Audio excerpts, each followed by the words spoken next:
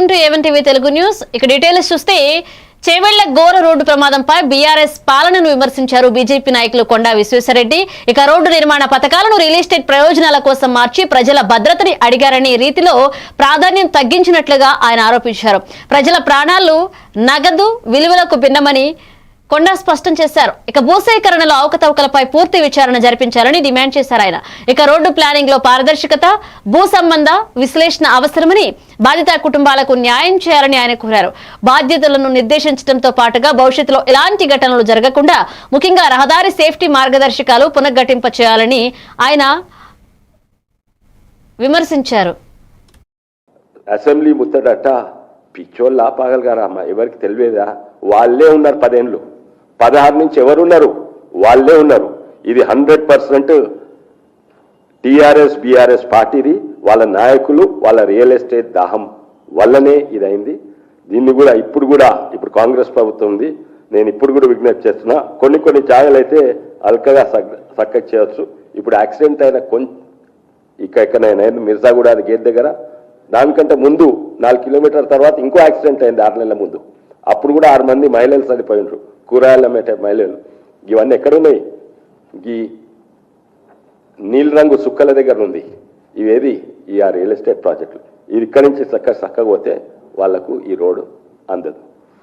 అయితే ఇది ఇప్పటికైనా సరిదిద్దుకునే అవకాశం ఉంది. నేను మీటింగ్ పెట్టిన కాంగ్రెస్ పార్టీ వాళ్ళు కొంతమంది వచ్చిండ్రు, మా పార్టీ వాళ్ళు వచ్చిండ్రు. అడిగినా మీకు ఇది కొంచెం చక్కగా చేస్తే, కొంచెం డీలే అయితే చక్కగా చేయాలన్నా ఎట్లయినా చేయాలా? చాలా మంది అన్నారు ఆల్రెడీ డీలే అయింది చేయండి అని. కానీ నేను ఇప్పుడు కూడా నేను ప్రజాప్రతినిధి అంటే ప్రజలు ఏం కోరుతున్నారో అదే నేను రిప్రజెంట్ చేయాలి. కానీ నాకు ప్రమాదం ఇప్పుడు కూడా కనబడుతుంది. ఇప్పుడు కూడా 1-2 సరిదిద్దుకునే అవకాశం ఉంది. దీంట్లో రాష్ట్ర ప్రభుత్వము ఇన్వాల్వ్ కావాలి. పాత అక్విజిషన్ చేసింది కొంచెం వాపసు ఇచ్చేసి కొత్తగా చక్కగా చేయాలి. ఆ చక్కగా అప్పుడు కొత్త రైతుల వేదనపై పక్షపాతం లేదు అని తెలంగాణ జాగృతి నాయకురాలు కల్వకుంట్ల కవిత పత్తి రైతుల సమస్యలపై తీవ్ర ఆవేదన వ్యక్తం చేశారు. పత్తి రైతుల్ని మోసం చేసిన విధానాలకు కాంగ్రెస్ సమాధానం ఇవ్వలేదని ఆమె ఆరోపించారు. ఇక పంటలకు తగిన ధర, బీమా పరిరక్షణ లేని కార్యాచరణ కారణంగా రైతులు దెబ్బతిన్నారని తెలిపారు. రైతుల పునరుద్ధరణకి చారిత్రాత్మక విధానాలు అవసరమని కవిత బహిరంగంగా పేర్కొని, వ్యవసాయ సరైన పరిరక్షణకు కూటమి ముఖ్య స్థాయిలో ఇది అత్యవసరమని మళ్లీ హెచ్చరించారు. ఇక రాష్ట్ర రాజకీయం రైతుల సంక్షేమాన్ని ప్రాధాన్యంగా పెట్టకపోవడం తీవ్రంగా విమర్శించారు. ఆమె ఆరబెట్టుకున్న తర్వాత తీసుకోవాలి, ఈ కనీస చిన్నవి కూడా పాటిస్తలేరంటే, నిన్న మీ అందరి సమక్షంలోనే నేను కలెక్టర్ గారికి మాట్లాడడం జరిగింది. వారు దానికి ఒప్పుకున్నారు. లేదు కొంచెం అవకాశం ఇస్తామని చెప్పిండ్రు. అంటే ఎక్కడికక్కడ ప్రతిపక్షం నుంచి వాయిస్ రేజ్ చేస్తే చిన్న సమస్యలైనా తీరితే అది రైతులకు లాభం అవుతుంది, ప్రజలకు లాభం అవుతుంది అనే ఉద్దేశంతో చేపట్టిన ఈ యాత్ర. అందులో కాటన్ మార్కెట్లో నిన్న వెంటనే మేము ఇదివరకు నేను ఎంపీగా ఉన్నా కాబట్టి గిరిరాజ్ సింగ్ గారు ఆయన మినిస్టర్గా ఉన్నారు, ఆయనకు వెంటనే ఉత్తరం కూడా రాయడం జరిగింది. అదేవిధంగా cotton corporation of India chairman గారు కూడా వారి నంబర్ కూడా తీసుకున్నా. నేను వారిని కూడా ఇవాళ మాట్లాడతా. ఆంధ్ర తెలంగాణలో ప్రత్యేక పరిస్థితులు ఉన్నాయి. ఈ ప్రత్యేక పరిస్థితుల రీత్యా 20 నుంచి 25% తేమ శాతం అలౌ చేయాలి కాటన్లో అనేటటువంటి విషయాన్ని నేను తప్పకుండా పర్స్యూ చేస్తానని ఆదిలాబాద్, మహబూబ్ నగర్, వరంగల్, ఖమ్మం ఇంకా ఇతర ప్రాంతాల్లో ఉన్న పత్తి రైతులందరికీ కూడా జాగృతి తరఫున మీకు మాట ఇస్తా ఉన్నాం.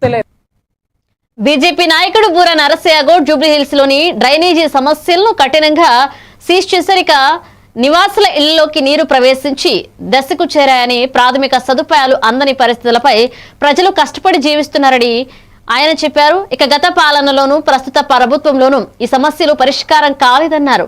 తక్షణ చర్యల ద్వారా డ్రైనేజీ ప్రణాళికలు పునఃసమీక్షించి సమగ్ర పరిష్కారాలు తీసుకోవాలని డిమాండ్ చేశారు. స్థానిక ప్రజలు ఆందోళనలకు వెంటనే స్పందించాలని ఆయన కోరారు. 24 ఎంపీ ఎలక్షన్లో దేవుళ్ళందరి మీద ఒట్టు పెట్టారు. ఇక దేవుళ్ళు ఎవడు మిగలలే. ఈరోజు కనీసం లక్షలాది మంది విద్యార్థులు ఫీ రీఎంబర్స్మెంట్ లేకుండా జీవితాలు దుర్భరం అవుతున్నాయి. వారి యొక్క భవిష్యత్తు అగమ్య గోచరం అవుతుంది. వాళ్లకు ఫీజు ఇచ్చే దిక్కు లేదు. ఆరోగ్యశ్రీ బిల్లు ఇచ్చే దిక్కు లేదు. మీరు డెవలప్ చేస్తా అంటే ప్రజలు నమ్ముతారా? ఎవరు నమ్మట్లేదు. అందుకొరకు ఇక జూబ్లీహిల్స్ ప్రజలకు మరోసారి విజ్ఞప్తి చేస్తున్నా. ఇక బీఆర్ఎస్ రెండో పార్టీ ఓ సినిమా డైలాగ్ ఉంది, పర్ఫార్మెన్స్ వీక్ ఉంటే పబ్లిసిటీ చాలా పీక్ ఉంటుంది. పర్ఫార్మెన్స్ వీక్ ఉంటే పబ్లిసిటీ చాలా పీక్ ఉంటుంది. 10 ఏళ్ళు బీఆర్ఎస్ పాలించింది. నేను డిమాండ్ చేస్తున్నా, బీఆర్ఎస్ అగ్రనాయకులు ఎవరైతే ప్రచారం స్టార్ క్యాంపెయినర్లు ఉన్నారో, మీరు కార్నర్ మీటింగ్ కాదు, గల్లీలో పాదయాత్ర చేయండి. మా కిషన్ రెడ్డి గారు అడిగింది కదా, డిమాండ్ చేసి. మా కిషన్ రెడ్డి గారు గల్లీ తిరుగుతున్నారు కదా, చాలా మందికి తెలుసో లేదో, మేము తిరుగుతుంటే మా కిషన్ రెడ్డి ఎస్ఎల్బీసీ ఘటనపై కేసీఆర్ పై విమర్శలకు జగదీష్ రెడ్డి స్పందించారు. ఎస్ఎల్బీసీ టన్నెల్ ఘటన ద్వారా రాజకీయ విమర్శలు చేస్తారని వారిపై ఉగ్ర చర్యలు తీసుకున్నారు. ఇక బాధిత కుటుంబాలకు సాయం చేయకపోయిగా ఘటనను రాజకీయ వ్యూహంగా ఉపయోగించుకునే ప్రయత్నాలు జరుగుతున్నట్లుగా ఆయన విమర్శించారు. ప్రభుత్వ దిశగా స్పందనలు, పరిశీలనలు పూర్వకంగా జరుగుతున్నందున రాజకీయ వర్గాల కుట్రలకు చోటు ఉండదని ప్రతిపాదించారు. బాధితులకు తక్షణ సాయం అందించాలని మరియు విచారణ పూర్తయ్యే వరకు బాధ్యులపై తగిన చర్యలు తీసుకోవాలని ఆయన ప్రభుత్వాన్ని మళ్లీ కోరారు. కూడా 3,800 ఇక్కడ వాళ్ళు కారు కాబట్టి పాపం ఆ కార్మికులు, ఆ కుటుంబాలు మీడియాకు అందుబాటులో లేరు కాబట్టి బతికిపోతున్నారు. గంత ద్రోహం చేసి ఇవాళ ఏదైతే సర్వే చేసినామని చెప్పి గొప్ప చెప్పుకోవడానికి పోయినో, ఆ సర్వే చేసిన తర్వాత మాత్రమే తేవాల్సి ఉండే ఈ టెక్నాలజీ. ఏ సర్వే లేకుండా, ఏది లేకుండా కేవలం ఆనాడు కమిషన్లకు కక్కుర్తిపడి ప్రపంచంలో ఎవడు పట్టించుకొని టెక్నాలజీని తీసుకొచ్చి పెట్టి మీరు 10 ఏళ్లలో చేసింది 3,665 కోట్లు. మేము మా 10 ఏళ్ళలో, మా 9.5 ఏళ్ళలో మేము చేసింది కూడా 3,895 కోట్లు మేము చేసింది కూడా. అసెంబ్లీలోనే మీ అందరినీ పిలిచి జానారెడ్డి గారిని ప్రశ్నించండి, ఒకసారి అడగండి. ఎవరైనా 2 ఏళ్ళు కావస్తుంది, ఒక పని చూపించు, 1 ఎకరాకు నీళ్ళు ఇచ్చింది చూపించు. పరిచయాలతో అయితే గీతే పెళ్లి సంబంధాలు కుదురుతాం కానీ పరిచయాలతోనట ఎవరు పైలట్లు పట్టుకొచ్చిండట, మంత్రి పరిచయాలతో పైలట్లను పట్టుకొస్తే సర్వే చేస్తాడట. తూర్పుకుండే పరిచయాలు అవి కాబట్టి, మిలిటరీ వాళ్ళు పైలట్లు కాబట్టి అవి పట్టుకొచ్చి అవి తిప్పుతున్నాడు. మీకు సెంచల్గూడ జైల్లో, చెర్లపల్లి జైల్లో మీ పరిచయాలతోని తెలంగాణ ప్రజల జైలు కొట్టే పని చేస్తున్నామట. ఉత్తమ్ కుమార్ రెడ్డి పైలట్ ఉండకపోతే, ఆయన మిలిటరీలో పరిచయాలు ఉండకపోతే మీరు వాళ్ళకి సర్వే చేసేవాళ్ళు గారు. జూబ్లీహిల్స్ లో బీఆర్ఎస్ వర్కింగ్ ప్రెసిడెంట్ కేటీఆర్ ఓ పార్టీ హామీలపై మీడియా ద్వారా ప్రజలకు వివరణించారు. ఈ వీడియోలో ఇచ్చిన 6 హామీల అమలులో ఎంత మేరలో వైఫల్యం జరిగిందో, నిబంధనలు ఏ విధంగా అమలు కాలేదో ప్రదర్శించి ప్రజలకు అవగాహన చేయాలని అనుద్దేశించారు. ప్రతి హామీకి సంబంధించిన పనుల స్థితి, నిధుల వాయిదాలు, అమలులోని అంతరాయాలు వీడియోలో చూపించబడ్డాయి. ఇక జనరల్ పబ్లిక్ రియాక్షన్స్, స్థానిక సమస్యలు, సాక్ష్యాల ఆధారంగా కేటీఆర్ అసలు హామీలను ప్రశ్నించారు. ఎమ్మెల్యే అభిప్రాయాలు మరియు బజార్ ప్రజల స్పందనలు సమీక్షిస్తూ ప్రజలకు ప్రత్యక్షంగా కేసులను తెలియజేస్తూ రాజకీయ నిర్ణయంలో ఆలోచనీయ అంశాలను రేపారు. డిసెంబర్ 9, 2023 ఉదయం 10:30 గంటలకు ఇందిరమ్మ రాజ్యం 6 గ్యారెంటీల మీద తొలి సంతకం పెడుతుంది. బోనస్ ఇస్తా అన్నాడు. విద్యార్థులకైతే, నిరుద్యోగులకు మొదటి సంవత్సరంలోనే 2 లక్షల ఉద్యోగాలు ఇస్తా అన్నాడు. ప్రతి విద్యార్థికి విద్యా భరోసా కార్డు అన్నాడు. నిరుద్యోగులుంటే నెలకు 4,000 రూపాయల నిరుద్యోగ భృతి అన్నాడు. ఫీజు రీయింబర్స్మెంట్ మొత్తం ఇచ్చేస్తా అని డైలాగులు కొట్టిండు. ఇక మైనారిటీలకు 4,000 కోట్ల బడ్జెట్ అన్నాడు. 1,000 కోట్లు అదనంగా ఇస్తా అన్నాడు. అట్లాగే మైనారిటీ సబ్ ప్లాన్ అన్నాడు. ఇంకా చాలా చాలా కథలు, చాలా చాలా విషయాలు వాళ్ళకు కూడా చెప్పినాడు.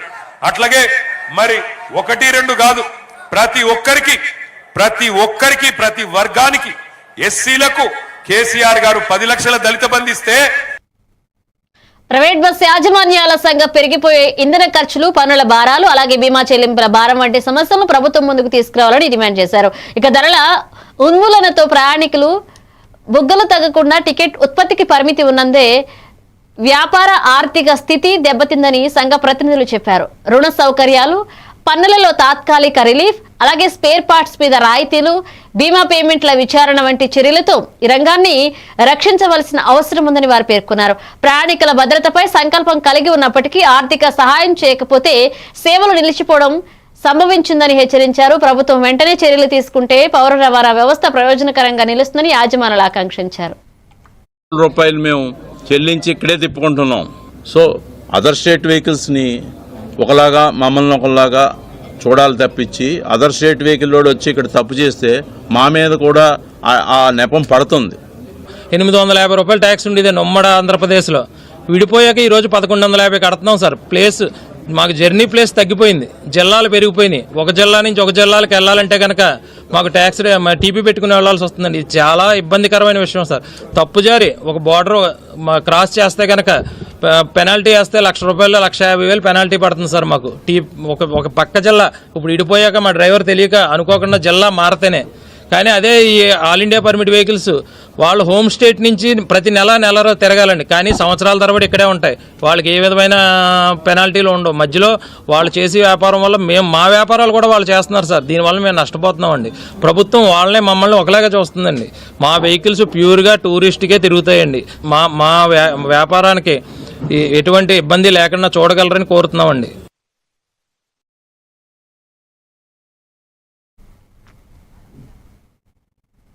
ముఖ్యమంత్రి రేవంత్ రెడ్డి బీఆర్ఎస్ అధినేత కేసీఆర్ పై సుదీర్ఘంగా విమర్శలు చేశారు. పీజీఆర్ మరణ సమయంలో కుటుంబం సెంటిమెంట్ బయటపెట్టి బొమ్మగా ఆచరణాత్మకంగా ఎందుకు నిలబడలేదని ఆయన ప్రశ్నించారు.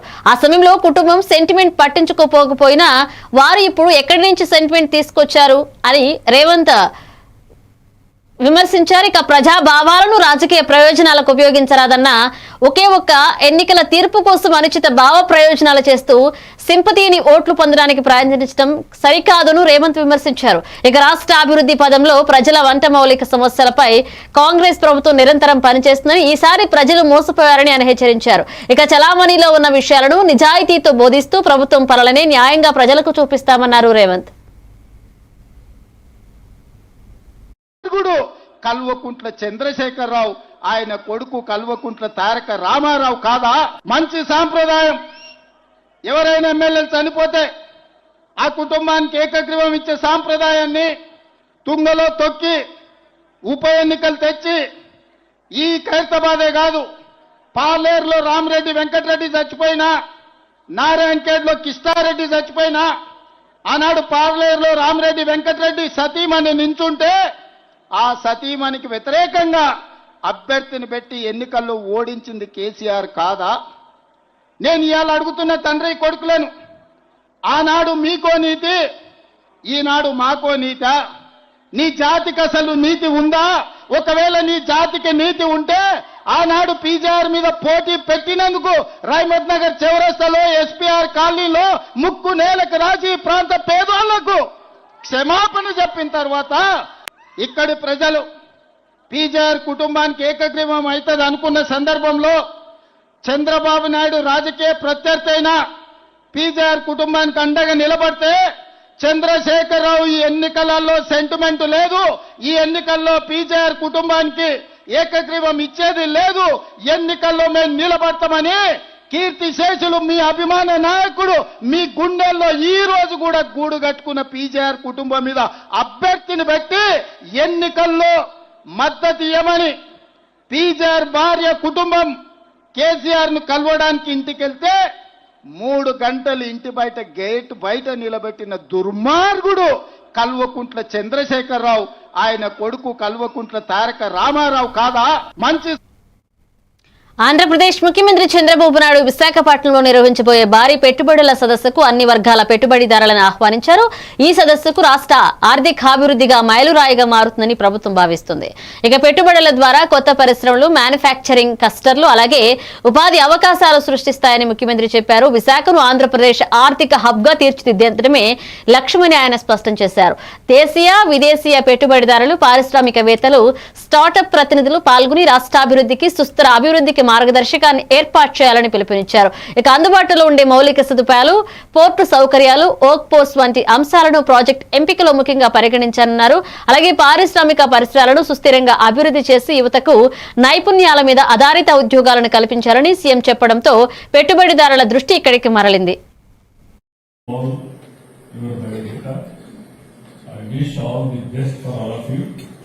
All other companies have to compete this type of awards, not for awards' sake, by contributing extraordinary,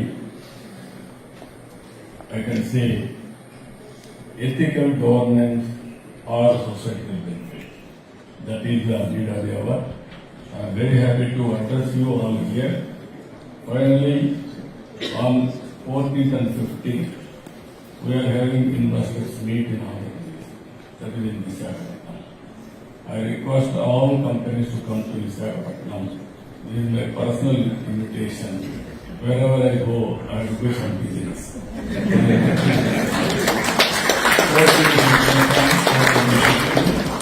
Seeing is the belief, you can invest there. Your investment is విమానయాన శాఖ మంత్రి రామ్మోహన్ నాయుడు భోగాపురం విమానాశ్రయ పనుల పురోగతిపై సమీక్ష చేశారు. ఇక ప్రాజెక్టులలో లోపాలు పక్కన పెట్టి పనులు ఇప్పటి నుండి వేగవంతంగా చేయబడుతున్నాయని ఆయన తెలిపారు. టెస్ట్ ఫ్లైట్ డిసెంబర్ చివరి వారంలో లేదా జనవరి ప్రారంభంలో జరగనుందని తెలిపారు. ఇక ప్రాజెక్ట్ ఇప్పటికే 91.7% పూర్తి అవడంతో గడువు దాటి వేదిక సిద్ధం చేయడానికి చర్యలు తీసుకుంటున్నామని చెప్పారు. భోగాపురం పూర్తయిన తరువాత ఉత్తరాంధ్ర ప్రాంతాల ఆర్థిక, వాణిజ్య, పర్యాటక రంగాలకు విప్లవాత్మకంగా సహాయపడుతుందని విశ్వసిస్తున్నారు. విమానాశ్రయ పరిధి, ఘాట్ రోడ్, లాజిస్టిక్స్ విధులు సక్రమంగా ఉండేలాగా అధికారులు జాగ్రత్త పడాలన్నారు మంత్రి. ఇక ప్రాజెక్టు ద్వారా స్థానికులకు ఉపాధి అవకాశాలు సృష్టించాలని, పరిపూర్ణ సదుపాయాలతో భోగాపురం దేశీయంగా అగ్రశ్రేణి విమానాశ్రయాల్లో ఒకటిగా రూపుదిద్దుకుంటుందని నమ్మకం వ్యక్తం చేశారు. కూడా చాలా మంది అడుగుతున్నారు. తగ్గడం కాదు కదా, మేము పెంచడానికి మేము ఈరోజు ప్రయత్నం చేస్తున్నాం.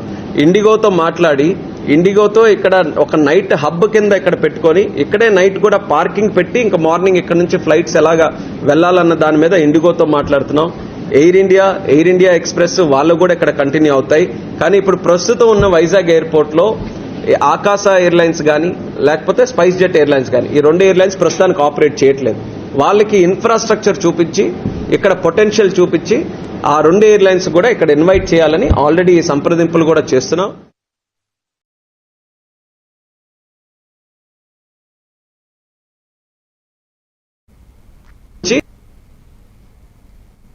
డాక్టర్ కె లక్ష్మణ్ వందే మాతరం 150 మహోత్సవాలకు ప్రజల భాగస్వామ్యాన్ని కోరుతూ కార్యక్రమ వివరాలు వెల్లడించారు.